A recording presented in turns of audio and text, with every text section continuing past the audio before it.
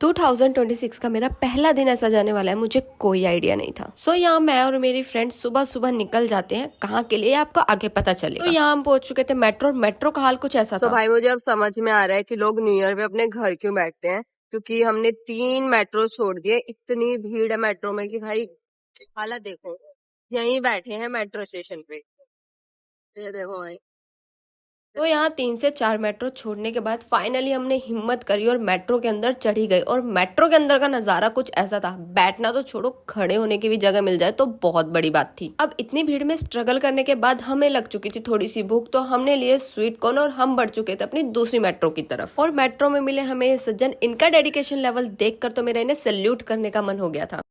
और हालत हो चुकी है अभी हमारी ऐसी, थक गए हैं अभी से ही, हिम्मत नहीं बची है हमारे अंदर अब। देन हमने मेट्रो से एग्जिट लिया और हम बढ़ चुके थे अपनी लोकेशन की तरफ। हमने लिया रिक्शा और उसके बाद फाइनली पहुंच गए हम इस्कॉन टेम्पल। जाते ही खरीदी सबसे पहले हमने फूलों की माला भगवान जी को अर्पण करने के लिए, और उसके बाद चल दिया हम अंदर दर्शन के लिए।